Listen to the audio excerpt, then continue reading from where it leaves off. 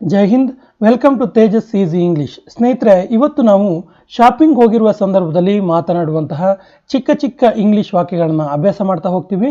ಮೊದಲ ವಾಕ್ಯ ಈ ರೀತಿ ಇದೆ: ನಿಮ್ಮ ಬಳಿ ಟೀ ಶರ್ಟ್ ಇದೆಯಾ? ಈ ಒಂದು ಸೆಷನ್ನಲ್ಲಿ ನಾವು ವಿಶೇಷವಾಗಿ ಬಟ್ಟೆ ಅಂಗಡಿಯಲ್ಲಿ ಮಾತನಾಡುವಂತಹ 25 ಇಂಗ್ಲಿಷ್ ವಾಕ್ಯಗಳನ್ನು ಅಭ್ಯಾಸ ಮಾಡ್ತೀವಿ. ಮೊದಲ ವಾಕ್ಯ: ನಿಮ್ಮ ಬಳಿ ಟೀ ಶರ್ಟ್ ಇದೆಯಾ? ನಿಮ್ಮ ಬಳಿ ಟೀ ಶರ್ಟ್ ಇದೆಯಾ? Do you have T shirts?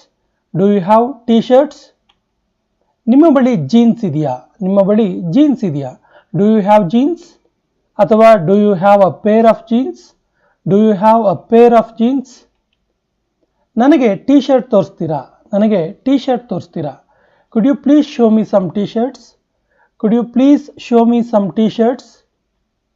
ನನಗೆ ನೀಲಿ ಬಣ್ಣದ ಟೀ ಶರ್ಟ್ ತೋರಿಸ್ತೀರಾ? ನನಗೆ ನೀಲಿ ಬಣ್ಣದ ಟೀ ಶರ್ಟ್ ಬೇಕು, ತೋರಿಸ್ತೀರಾ? Could you please show me a T shirt in blue colour?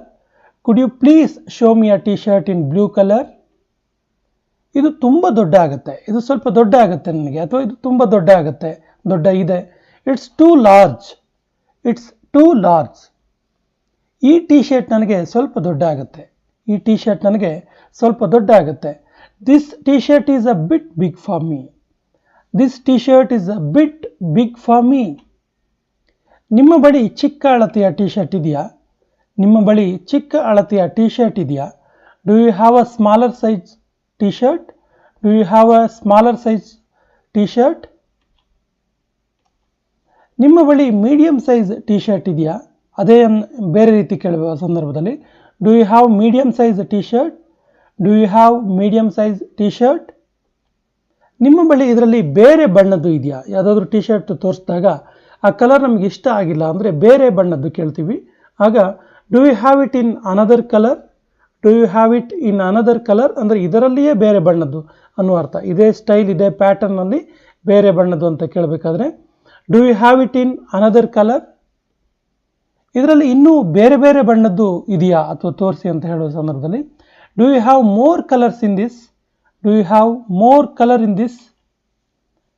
ನಾನು ಇದನ್ನು ಹಾಕಿ ನೋಡ್ಬೋದಾ? ನಾನು ಇದನ್ನ ಹಾಕಿ ನೋಡ್ಬೋದಾ, ಅಳತೆ ಸರಿಯಾಗುತ್ತಾ ಇಲ್ವಾ ಅಂತೇಳಿ ಅಂತ ಕೇಳುವ ಸಂದರ್ಭದಲ್ಲಿ can I try it on? Can I try it on? ನಾನು ಈ ಟೀ ಶರ್ಟ್ ಹಾಕಿ ನೋಡ್ಬೋದಾ? Can I try this T shirt? Can I try this T shirt? Changing room ಎಲ್ಲಿದೆ ಅಥವಾ ಟ್ರಯಲ್ ರೂಮ್ ಎಲ್ಲಿದೆ ಅಂತ ಕೇಳುವ ಸಂದರ್ಭದಲ್ಲಿ where is the changing room? Where is the changing room? Or where is the trial room? Where is the trial room? Changing room ಎಲ್ಲಿದೆ ಅಂತ ಹೇಳ್ತೀರಾ? ಅದನ್ನು ಇನ್ನೊಂದು ರೀತಿ ಕೇಳ್ಬೋದು. ಚೇಂಜಿಂಗ್ ರೂಮ್ ಎಲ್ಲಿದೆ ಅಂತ ಹೇಳ್ತೀರಾ? Could you please tell me where the changing room is? Could you please tell me where the changing room is? ಈ ಟೀ ಶರ್ಟ್ ಬೆಲೆ ಎಷ್ಟು? ಇದರ ಬೆಲೆ ಎಷ್ಟು? How much is this T shirt? ಅಥವಾ how much is this T shirt for? How much is this T shirt for? ಇದಕ್ಕೆ ಎಷ್ಟು? ಅಥವಾ ಅದನ್ನು ಇನ್ನೂ ಶಾರ್ಟ್ ಆಗಿ ನಾವು ಕೇಳ್ತೀವಿ, ಇದಕ್ಕೆ ಎಷ್ಟು ಅಂತೇಳಿ. How much is this? How much is this? ಇನ್ನೂ ಒಂದು ರೀತಿ ಕೇಳ್ಬೋದು, ಇದರ ಬೆಲೆ ಎಷ್ಟು? ಇದರ ಬೆಲೆ ಎಷ್ಟು? How much does it cost? How much does it cost? ಅಥವಾ what is the price? What is the price? ಇದಕ್ಕೆ ನಿಜವಾಗಿಯೂ ಬೆಲೆ ಜಾಸ್ತಿ ಆಯಿತು, ರೇಟ್ ಹೇಳಿದ ನಂತರ ತುಂಬ ರೇಟ್ ಆಯಿತು ಅನಿಸಿದರೆ ಆವಾಗ ನಾವು ಇದಕ್ಕೆ ನಿಜವಾಗೂ ಬೆಲೆ ಜಾಸ್ತಿ ಆಯಿತು ಅಂತ ಹೇಳ್ತೀವಿ. ಆಗ that's really expensive. That's really expensive. ತುಂಬ ಕಡಿಮೆ ರೇಟಲ್ಲಿ ಸಿಕ್ಕಿದ್ರೆ ನಾವು ಹೇಳುವ ಸಂದರ್ಭದಲ್ಲಿ ಇದಕ್ಕೆ ನಿಜವಾಗೂ ಬೆಲೆ ಕಡಿಮೆ ಆಯಿತು ಅಂತ ಹೇಳ್ತೀವಿ.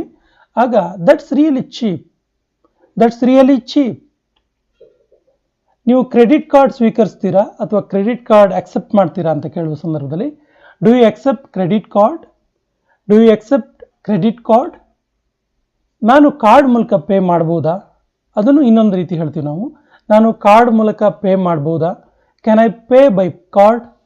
Can I pay by card?